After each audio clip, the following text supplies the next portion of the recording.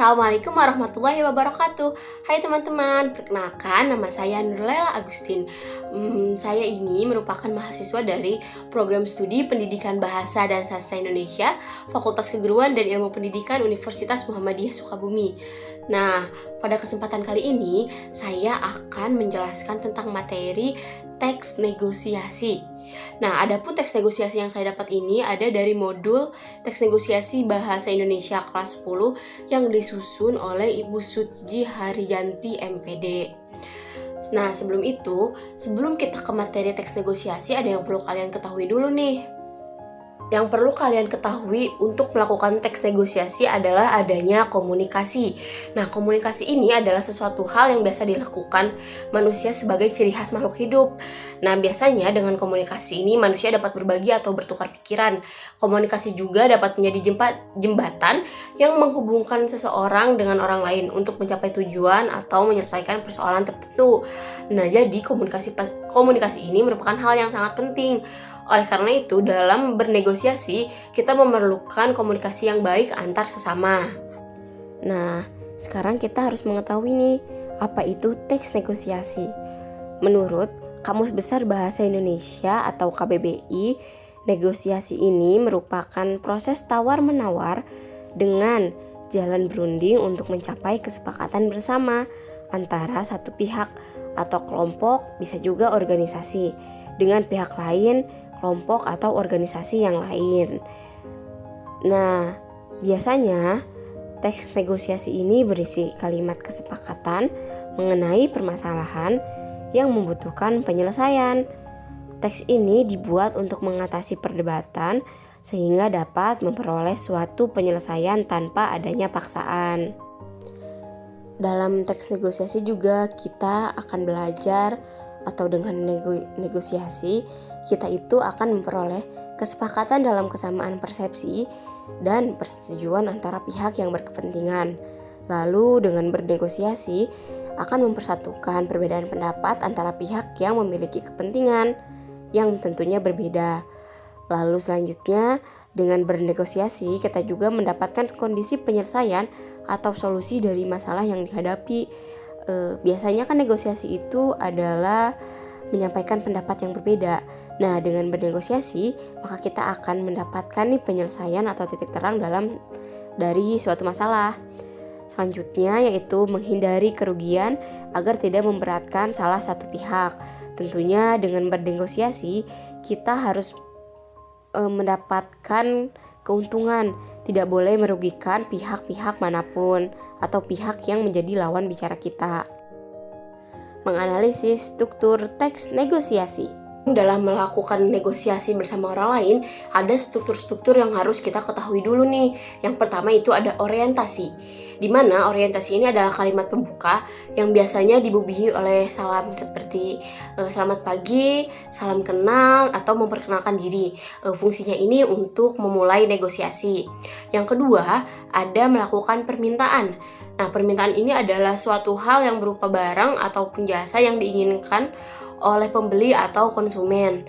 Lalu ketiga, ada penawaran. Penawaran ini adalah puncaknya negosiasi, yaitu dengan terjadinya tawar-menawar antara pembeli dan juga penjual. Nah, terakhir setelah melakukan tawar-menawar, ada yang disebut dengan persetujuan. Nah, persetujuan ini adalah keputusan antara dua belah pihak untuk penawaran yang sudah dilakukan.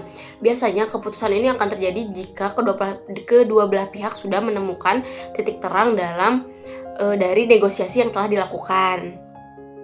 Selanjutnya, kita perlu mengetahui struktur sederhana bernegosiasi atau menuliskan teks negosiasi, di mana struktur sederhana ini dapat mudah kita ingat agar mempermudah kita saat melakukan negosiasi. Yang pertama, ada pembuka. Pembuka ini merupakan salam pembuka dan permasalahan yang akan dinegosiasikan, di mana dalam pembukaan ini tentunya kita harus menghormati dengan memberikan salam terlebih dahulu, lalu mengajukan pernyataan atau pertanyaan yang akan menjadi bahan negosiasi. Lalu selanjutnya ada isi. Isi ini yaitu proses negosiasi antara pihak-pihak yang berkepentingan, di mana kita memberikan pendapat dan lawan bicara kita pun memberikan pendapat dan pernyataan yang menjadi sebuah negosiasi yang untuk menemukan titik terang. Lalu terakhir ada penutup. Penutup ini adalah hasil negosiasi di mana antara kedua belah pihak yang sudah melakukan negosiasi menemukan titik terang dan diakhiri dengan salam penutup, yaitu dengan mengucapkan terima kasih atas kesediaannya untuk melakukan kerjasama atau negosiasi. Nah, selanjutnya adalah negosiasi yang biasa dilakukan oleh penjual dan pembeli. Yang pertama ada orientasi. Sama seperti yang sudah dijelaskan, orientasi ini adalah kalimat pembuka yang biasanya dibubuhi dengan salam ataupun perkenalan. Fungsinya itu yaitu untuk memulai negosiasi. Lalu yang kedua ada permintaan. Permintaan ini suatu hal yang berupa barang ataupun jasa yang diinginkan oleh pembeli atau konsumen. Yang ketiga ada pemenuhan. Pemenuhan ini berupa hal barang atau jasa dari pembeli atau penjual yang diminta oleh pembeli atau konsumen. Yang selanjutnya ada penawaran, yaitu puncaknya negosiasi karena terjadinya tawar-menawar antara penjual dan pembeli. Lalu ada persetujuan, di mana persetujuan ini adalah keputusan antara dua belah pihak untuk penawaran yang sudah dilakukan.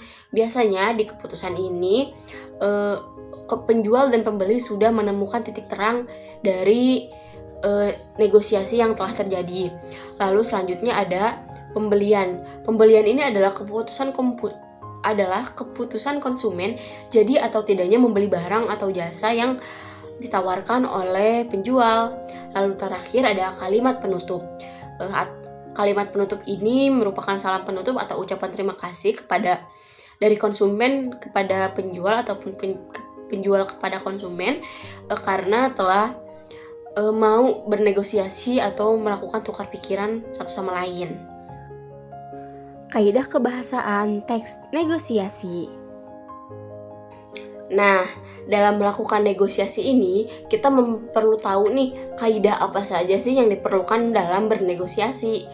Nah, yang pertama ada bahasa persuasif, yaitu dimana bahasa yang isinya berusaha untuk merebut perhatian pembeli. Maksud merebut perhatian di sini, ketika ada seorang pembeli yang datang atau berkunjung ke tempat kita untuk berjualan, nah kita harus memberikan perhatian di mana agar pembeli itu mau membeli barang atau jasa yang kita jual. Nah, adapun selanjutnya adalah kalimat deklaratif. Kalimat deklaratif ini merupakan pernyataan untuk meyakinkan lawan bicara. Kenapa sih kita perlu mengucapkan kalimat yang deklaratif atau kita perlu meyakinkan seorang penjual ataupun pembeli dalam pernyataan yang kita lakukan, yaitu untuk meyakinkan agar apa yang kita jual dapat dibeli oleh pembeli atau konsumen. Adapun penawaran yang kita berikan sebagai pembeli kepada penjual diterima oleh para penjual. Lalu selanjutnya ada kesantunan bahasa. Nah, kesantunan bahasa ini yaitu memperlihatkan kesadaran akan martabat orang lain dalam berbahasa. Bisa dimaksudkan juga bahwa kesantunan bahasa ini dalam kita melakukan negosiasi harus adanya sopan santun yang dilakukan antara satu sama lain. Selanjutnya ada menggunakan konjungsi. Menggunakan konjungsi ini yaitu untuk memperjelas sebuah kalimat yang kita ucapkan, entah itu dari penjual kepada pembeli atau pembeli kepada penjual, atau bisa dikatakan kepada lawan bicara yang melakukan negosiasi bersama kita. Selanjutnya ada kalimat efektif, di mana kalimat efektif ini adalah kalimat yang kita ucapkan sesuai dengan kaidah-kaidah bahasa yang berlaku. Jadi kita harus berbicara atau melakukan negosiasi dengan lawan bicara kita itu dengan kalimat yang sesuai dengan kaidah-kaidah yang sudah ditentukan dalam bahasa Indonesia tentunya, agar tidak ada kesalahpahaman yang terjadi antara kedua belah pihak. Lalu selanjutnya ada berisi pasangan tuturan. Nah, maksud dari berisi pasangan tuturan ini yaitu adanya lawan bicara ketika kita melakukan negosiasi. Perlu kita ingat lagi bahwa negosiasi ini adalah percakapan yang dilakukan oleh dua orang atau lebih, di mana kita memerlukan lawan bicara untuk bertukar pikiran atau pendapat yang kita ajukan. Lalu selanjutnya, yaitu yang terakhir, ada kalimat langsung. Nah, kalimat langsung ini maksudnya adalah kalimat yang langsung kita ucapkan secara lisan. Tapi sebenarnya negosiasi juga bisa dilakukan dengan cara tulisan atau melalui pesan lewat gawai. Setelah kita membahas struktur teks negosiasi, juga kaidah-kaidah bahasa apa aja sih yang harus dilakukan dalam teks negosiasi ini, kita juga perlu tahu manfaat dari teks negosiasi. Tentunya negosiasi ini sangat bermanfaat untuk menciptakan jalinan kerja antar sesama institusi ataupun badan usaha maupun perorangan dalam melakukan suatu usaha dan kegiatan bersama atas dasar saling pengertian. Dalam melakukan negosiasi ini tentunya harus terjalinnya kerjasama dan juga saling mengerti dan memberikan pengertian terhadap satu sama lain. Oleh karena itu, teks negosiasi ini sangat bermanfaat untuk kita yang ingin melakukan sebuah usaha ataupun kerjasama dengan pihak-pihak lain. Nah teman-teman, dari apa yang udah dibahas tadi, saya akan sedikit merangkum agar membuat teman-teman lebih cepat ingat tentang apa itu teks negosiasi. Nah yang pertama, teks negosiasi ini adalah bentuk interaksi sosial yang bertujuan untuk mencapai kesepakatan bersama antara pihak-pihak yang mempunyai kepentingan yang berbeda. Tentunya teks negosiasi ini bertujuan untuk mencapai penyelesaian atau kesepakatan mereka yang memiliki tujuan yang berbeda tanpa merugikan satu sama lain atau merugikan satu pihak. Selanjutnya, teks negosiasi ini memiliki ciri-ciri seperti menghasilkan kesepakatan, mengarah pada tujuan yang praktis, memprioritaskan kepentingan bersama. Tentunya dalam teks negosiasi ini kita tidak boleh egois teman-teman. Kita harus mengedepankan kepentingan bersama. Lalu selanjutnya, teks negosiasi ini memiliki struktur seperti orientasi, permintaan, pemenuhan, penawaran, persetujuan, pembelian, dan terakhir ada penutup. Nah, cukup sekian ya presentasi atau materi yang saya sampaikan tentang teks negosiasi. Semoga bermanfaat bagi teman-teman dan bagi saya sendiri. Saya ucapkan terima kasih.